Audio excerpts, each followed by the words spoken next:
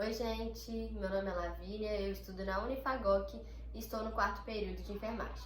Hoje eu vim aqui para fazer um vídeo sobre a matéria de gerontologia, com algumas de perguntas sobre o envelhecimento saudável. E eu tô aqui com a minha avó. Meu nome é Maria das Graças e eu tenho 63 anos e moro aqui na cidade de Rio Pomba. Agora eu vou te fazer uma pergunta. Como era o acesso à saúde na sua infância e vida adulta? Bom, aqui nessa casa, a minha mãe se casou, veio morar com a minha avó. E ela era filha única. Então, eles moravam tudo em roça. Minha bisavó era até descendente de escravos e ela era parteira. Então, antigamente não tinha esse acesso ao hospital, só mesmo quem tinha condições. E a gente não tinha essas condições. Então, a minha mãe teve os partos dela todo em casa. Então, os primeiros partos, 3 primeiros partos dela, ela perdeu o neném porque nasceram sem cérebro e depois que eu vinha nascer. Aí, através disso, depois tivemos mais 2 irmãos, eu tive mais 2 irmãos e aí nasceu uma criança que ela viveu 4 anos, ela tinha paralisia. Então, não tinha vacina. E através disso, e esses partos foram até a 5ª, tirando esses 3 primeiros que ela perdeu. Os outros 3 foram nascidos no hospital, mas não tinha não tinha um posto de saúde, não tinha médicos, assim, nós não tinha essas condições. Aí a gente, sim, era muito pobre. Aí até hoje eu estava lembrando, falando com ela, que tinha a única coisa que eu lembro das vacinas, porque as crianças não tinham esse acesso às vacinas, a gente tinha aquela pistola, né? Pegava e ia vacinando tudo quanto é criança que via. Era uma coisa assim, sem higiene, sem nada.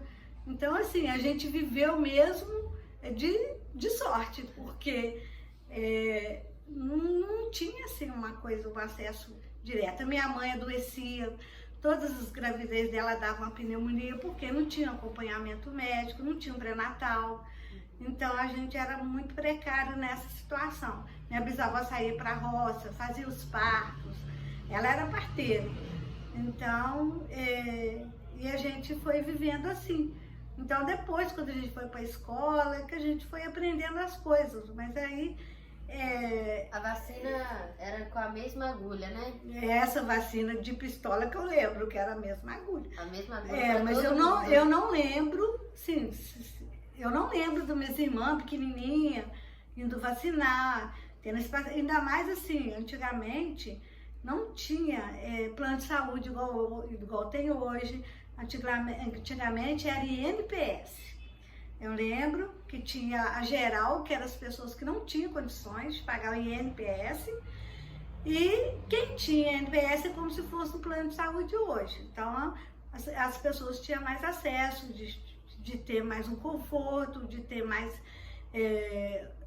os médicos, tinha os medicamentos mais para quem tinha esse plano, né? Portanto, assim, quando minha mãe foi adoecendo, ela morreu faleceu com 41 anos, eu tive que trabalhar, correr atrás de uma carteira assinada, porque meu pai não tinha, e coloquei ela como dependente minha no INPS, para ela ter os direitos de ter o acesso, seu acesso a tudo. Mas foi uma vida muito difícil, mas a gente era otimista assim mesmo, a gente não tinha medo de nada. Hoje em dia a gente tem medo de muita coisa, né? Apareceu muita coisa. Então a gente assim enfrentava as coisas e passava por isso. A primeira vacina que você falou, que lembra, foi com quantos anos a primeira vacina? Eu acho, eu devia ter uns 8 a 10 anos por aí. Porque eu lembro dessa pistola, eu não lembro mais assim. Eu lembro que eu brincava na rua, chegou um homem que era da saúde e foi aplicando assim, todo mundo ficava com medo, né? Que ela inflamava. Então, assim, não tinha um lugar certo para isso. E hoje em dia, você acha que a saúde melhorou, assim, questão de posto, também de hospital? Melhorou muito, melhorou muito. Apesar de ainda ter muita coisa ainda que a gente precisa de procurar, né? no caso, a saúde tem que ser muito olhada, os governos, tudo, porque tem pessoas que não têm condições para nada ainda, mas eu acho que já melhorou muita questão, porque agora a gente tem o posto de saúde, né? Vem as agentes na casa da gente, procura saber de exames. É assim, ainda é um pouco difícil, mas antigamente era muito mais difícil. Em questão de filho, assim, quando você foi ter seus filhos, foi tudo certo? Teve algum problema? Eu tive meus filhos, mas eu fiz até o pré-natal, mas não tinha na época minha, o meu mais velho tem 49? 42. Ó, 40. Ah, 40. Meu pai tem 41, né? Acho que 41. E o Davi, né? Eu fiz o pré-natal direitinho, mas não tinha ultrassom. Então ele nasceu em São Paulo e eu lembro assim que não é a mesma coisa de hoje, né? Que eu fui para São Paulo, que meu pai casou novamente, a gente mudou todos para lá e eu fui para lá. Então eu lembro assim que eu fiquei 3 dias procurando, ia para o hospital e voltava. Eu perdendo, né? Perdendo sangue, com muita dor. E eles, não tá na hora. E a gente não tinha aquela proteção, né? De pegar a gente, de internar para ver, olhar direito. Não chegou a hora. Então eu fiquei o dia inteiro, praticamente, umas 10 horas direto do dia. Eu fiquei passando muito mal, que eu tive ele. Comecei a passar mal às 6 horas da manhã, mas depois o sol apareceu na minha janela, eu senti muita dor, era muito desespero que foi, desesperador mesmo. Muita dor e não tinha, as enfermeiras, era assim. Agora, aí tinha muitas mães que gritavam, que estavam, né? Ela tá assim, na hora de fazer, você gostou. Era assim, então elas julgavam a gente como, agora vocês têm que aguentar. Não tinha aquele carinho que hoje em dia não se faz isso. Hoje em dia tem toda a proteção, né? Toda assistência, a gente, elas vêm, elas conversam, elas dão apoio. Então eu fui ter um pré-campus, 10 horas da noite, que eles foram me levar para fazer uma cesárea de emergência. Então o primeiro parto foi assim, foi muito difícil. Já o segundo eu tive no Rio, né? No Rio de Janeiro, eu já fui muito bem olhada, né? A equipe médica lá da Praça 15,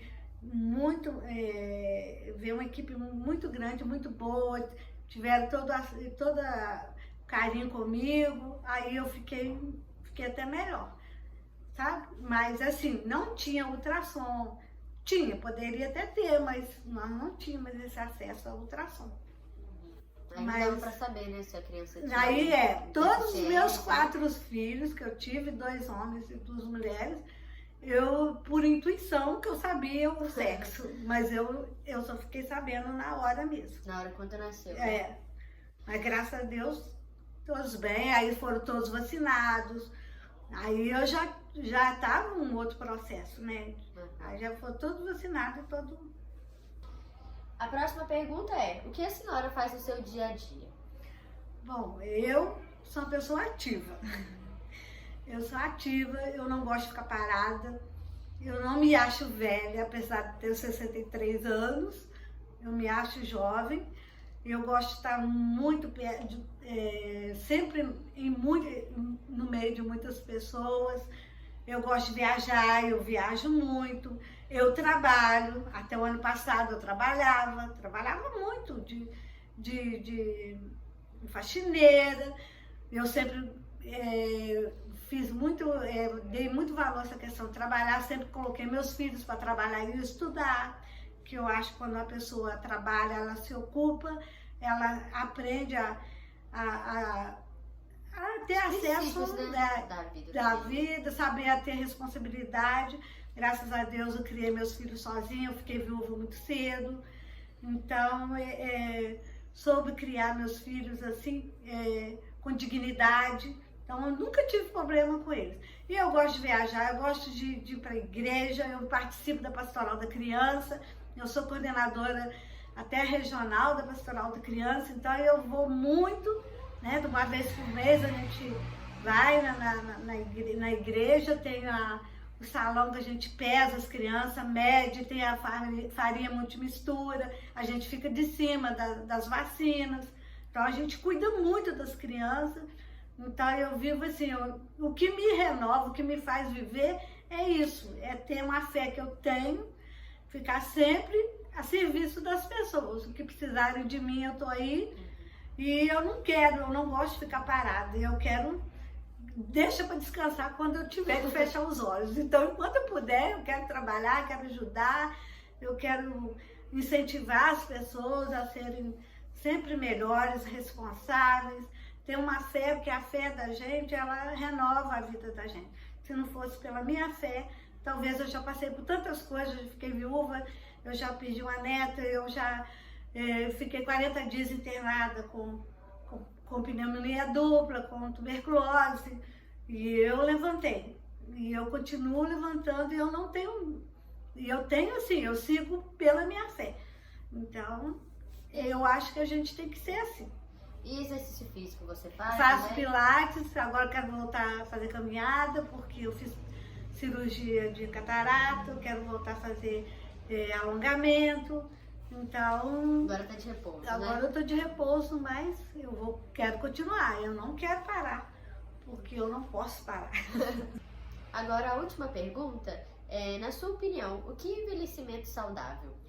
Envelhecimento saudável para mim é você estar de bem com a vida. É você estar de bem com a vida, é você sempre agradecer, né?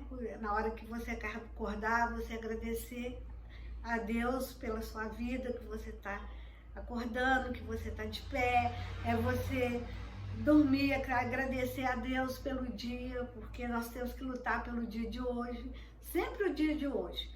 Então, eu sempre falo isso, eu só tenho o hoje, então eu vou viver bem hoje, eu vou fazer o bem para as pessoas hoje. Então, amanhã a Deus pertence. Mas enquanto eu estiver bem assim, com esse pensamento, isso que me faz eu renovar cada dia. A ser sempre procurar ser uma pessoa melhor e estar sempre no meio de família, dos meus filhos, dos meus netos, que são minha vida. Então, eu quero sempre estar no meio de todo mundo.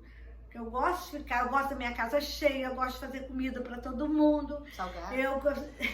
Salgado, tudo que tiver direito de fazer, eu estou fazendo, que está nas minhas possibilidades, porque eu sempre gostei, que a família é o tripé, né, da nossa vida. A família é o mais importante, que com a família a gente une, porque daqui de casa é na família que a gente leva o mundo a ser melhor. Porque cada um procura fazer o seu melhor para poder passar para as pessoas. Igual a gente pede para a guerra, para o fim da guerra, para o fim disso, tantas maldades, fim das drogas, mas começa da gente. Então a paz tem que estar dentro da vida da gente. A guerra nunca vem quando a gente procura sair da gente as coisas boas, que é na vida da gente que a gente procura a viver melhor. Entendeu? Procurar sempre fazer o bem, porque se você está bem com a sua família, se você está fazendo o seu bem aqui, tem que começar da gente. Aí lá fora não vai haver guerra, não vai haver transtorno, não vai haver nada, porque aqui a raiz está aqui, ela já está plantada. Muito obrigada, Graça, por ter participado do nosso vídeo. Por nada, estou aí, espero que tenham gostado.